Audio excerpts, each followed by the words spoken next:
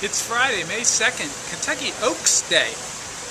In the opener at Churchill Downs, I like number 7, Brazen Persuasion. 40% club play for Al Stahl. Anytime he drops horses in class, he was perfect over the last 2 springs. Spoke slowly, pressed the pace to the turn, and then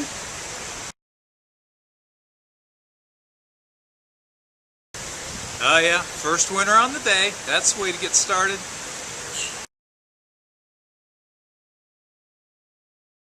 The first of 4 graded stakes today on the Oaks card was the Grade 1 La Trionne. It came down to 3 horses in my opinion. Number 3, Unlimited Budget for Todd Pletcher.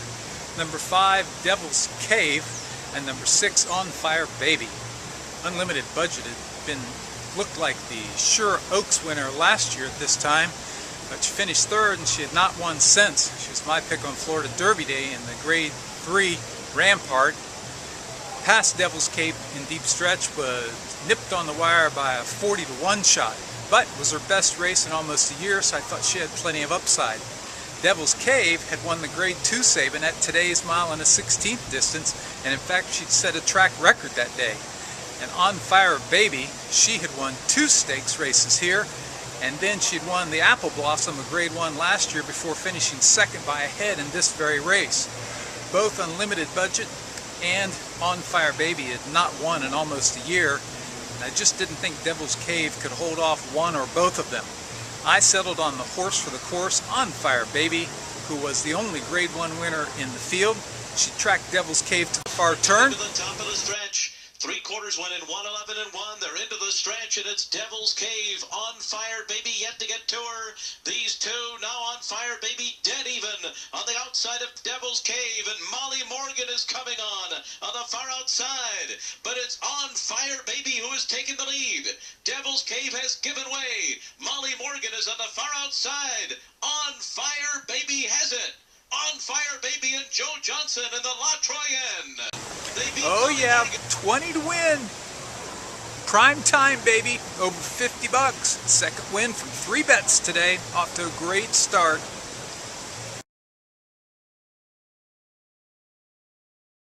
My 3rd win today came at Belmont. At Churchill Downs, I had some of the parts in the Grade 3 Turf Sprint. Thought he'd sit off the lead, but instead Rosie took him right to the front and weakened the stretch. But at Belmont, I like number 1, Painted Pony. Dropping down from Open Allowance Company to a $25,000 claiming tag to Lifetime. Dave Lifton's best bet of the day. Broke a little bit slowly, then he went right to the front. 6 furlongs, opening quarter in a tepid 24 and 4. Opened up heading for home. Manuel Franco and Painted Pony. Now just a nudge or 2 for Painted Pony, who responds and opens up by 5 with a furlong to run here. Charming Eyes just outside of lightweight. They are now running 2nd and 3rd, and way out there Miss Silver Birch. But they're coming down to the finish, and Painted Pony destroyed this field. Tripled the bet. Nice job. 3rd winner of the day. I made it 2 for 2 at Belmont in their 6th race. It was a maiden special weight. Number 7, Easy Livin', coming off a turf debut for Christophe Clement, running on the dirt today with Joe Bravo on board. But this daughter of Big Brown ought to be able to take to the dirt. Everybody else thought so. She was 2 to 5. She was having to work hard through the stretch. The field turns for home. Easy Living, Suave and Smooth, head-to-head at the top of the stretch. Shades of Indigo, Fireship takes to the far outside, 4th. Down into the final furlong now. Suave and Smooth, plenty left for that last 1/8 of a mile. And so too, Easy Living. Shades of Indigo, all out, but still 3rd. Still nip and tuck for the final 16th. Easy Living and Suave and Smooth, 1-2 all the way around. And they are 1-2 on the wire. Close, but I'll take it. The 6th at Gulfstream was a 5 furlong maiden special weight turf sprint. I like number 9, Tricky Woman. The barn was a good 20% with turf sprints, but at an ROI of nearly $13. With a minute till post time, she was 4 to 1. I walked outside, sat down on my seat, looked up at the board. Number 9, Tricky Woman, was the 6 to 5 favorite. Go figure. Right to the front, a little pressure on the turn, and then Masonette puts the third horse Bellaterra to pressure. She's now moving backwards down toward the inside and trying to improve Gentle Cat with Daytona Bay, and they turn home. Vegas Heat up on the outside of Tricky Woman. These two nip and tuck with 3/16 to go. Daytona Bay chimes into it on the far outside. There's an eighth of a mile to go now. Tricky Woman pulling out all the stops and holding firm. Daytona Bay. He will have it. It will be Tricky Woman who will wind as the favorite by 2. Daytona Bay. Another winner. The 8th at Calder, maiden claimers 5.5 furlongs, Tour of the City. Drops down in class today. Second in her debut. Goes out for a jockey trainer team, 43% together. Number 8, Tour in the City. My bet of the day on the Oaks card is the feature race, the Grade 1 Kentucky Oaks. I picked Untappable back in February when she began her sophomore season in the Grade 3 Rachel Alexandra. I didn't pick her that day. I thought it was a prep for the Louisiana Fairground Oaks, but instead she romped by 9 that day, came back to win the Fairground Oaks by 7.5 under wraps. Today she's just been the best looking horse on the morning tracks, working out all week long. She's already won 2 stakes races here. I think she's so good that Rachel Alexandra's reputation is in danger, and she would have been my Derby pick. And 50 to win on Untappable. They're off in the Kentucky Oaks. And it was a slow start for Fashion Plate, and there goes Sugar Shock. Right out to take the early lead, at Sugar Shock to the front. And My Miss Sophia's right up and on the pace, and Untappable is there too. Thank You Mary Lou settles back running at 4th, and now takes 3rd. Untappable is 4th to the outside. And they're followed by Aurelia's Bell, and right alongside of her is Unbridled Forever as they race on that first turn. In behind them, Maria Antonia, Kiss Moon to the outside. A break of another 2 to Please Explain. And then we come back to Rosalind, who was 3rd last early on, just ahead of Got Lucky. And at the back of the field, it's Fashion Plate. They went 23 and 3 for the opening quarter mile, and Sugar Shock leads the way up the backstretch. With My Miss Sophia pressing the pace on the outside, 2nd. Thank You Mary Lou's 3rd. Untappable is just off the leader. She's 3 lengths behind at this stage. Then comes Ria Antonia to the outside of Unbridled Forever, while Aurelia's Bell rides the rail 5 lengths off the lead.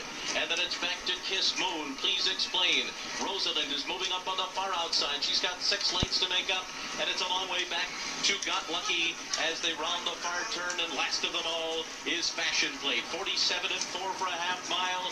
Around the far turn they go, and now there goes My Miss Sophia to the front, but Untappable is right at her neck on the outside, and these two turn for home together in the Kentucky Oaks, and Untappable and Rosina Pravnik have taken the lead. My Miss Sophia tries her best to stick with her, but Untappable is moving away. She's 3 lengths out in front of My Miss Sophia as they come down to the final 16th. It's Untappable. Untappable is well clear. She is unstoppable. She is uncatchable. She is untappable. She wins the Kentucky Oaks over My Miss Sophia. Unbridled Forever was 3rd, and then came 50 to win, and 50 to win, and 50 to win, and 50 to win, and 50 to win. 200 to win on Untappable. Ooh, that's nice.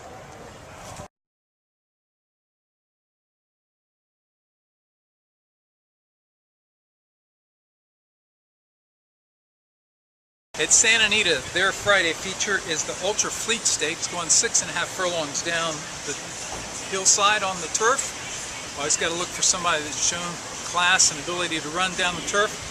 My pick is On the Backstreets, who's 2 for 2 down the turf on the hill, and one of those is a stakes race. She's Brad Free's best bet of the day. I tripled the bet on the Backstreets, number 3. Come to the top of the stretch, and La Sorella now goes on. La Sorella a half a length to Bella the Fleet in 2nd.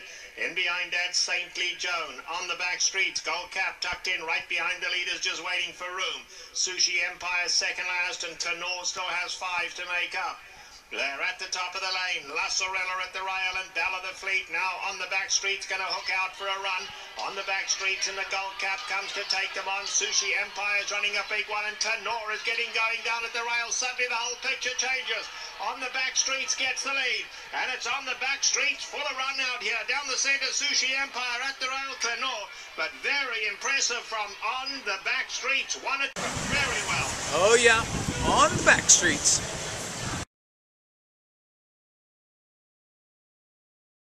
It's a good day out here at Oaks Friday here on Gulfstream. I was surprised how small the crowd was. And there was hardly anybody dressed up like me. I had to win the prize for best looking guy out here. Tomorrow's Kentucky Derby Day. Kim and I will be out here for a few hours, get all dressed up, see more people like us. There is a hat contest tomorrow, and we'll see how it goes. Great day today.